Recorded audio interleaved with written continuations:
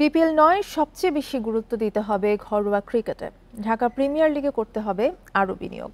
শুধু পুলের ক্রিকেটের নয়, নির্বাচকদেরও নজর থাকতে হবে সবার দিকে। তাহলেই উন্নতি আসবে জাতীয় দলের পারফরমেন্সে, জানিয়েছেন সাবেক অধিনায়ক মোহাম্মদ আশরাফুল। বলেছেন, উইকেট ভালো করেও লাভ হবে না যদি না লিগের সময় পরিবর্তন না আসে। এই ঈদে জামা জুতো অ্যাক্সেসরিজের ডিসকাউন্ট।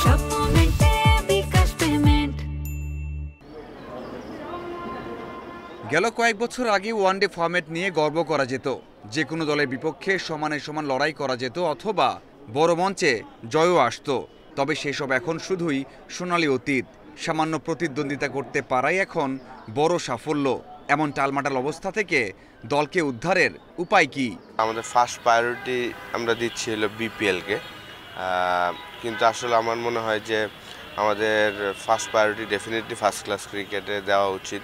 সেখানে ইনভেস্ট করা উচিত বেশি ভালো মানের কোচ দরকার সেখানে। অন্য দেশের সময়ের সাথে ঘরোয়া ক্রিকেটের উন্নতি হয়, বাংলাদেশে হয়েছে উল্টো। এবার উইকেটে বড় পরিবর্তন এনেও লাভ হয়নি, কারণ অসময়ে চলছে লিগ। ফিকচারটা আমাদের খুব সুন্দর মতন করা উচিত।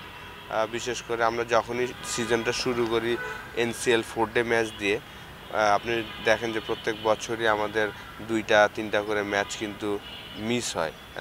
কারণ যখন আমরা শুরু করি ফার্স্ট ক্লাস ক্রিকেট, তখন বৃষ্টির সিজনটা পুরোপুরি শেষ হয় না। আশরাফুলের চোখে অবনতির জন্য দায়ী নির্বাচন প্রক্রিয়াও।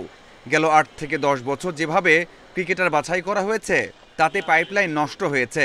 ফারুক আহমেদের বোর্ডের কাছে ভালো কিছু আশা করছেন সাবেক অধিনায়ক। সিলেকশন প্রসেসটা যদি সঠিক হয়, তাহলে আপনার সবাই এই প্রত্যেকটা টুর্নামেন্টকেই সিরিয়াসলি নেবে। অনলি ন্যাশনাল টিমের প্লেয়ার বাদ দিয়ে যদি অন্য কোনো প্লেয়ার ওই সব লিগগুলোতে ভালো খেলে, তার কিন্তু কখনোই আপনি দেখবেন না যে ওইভাবে বিবেচনা করে।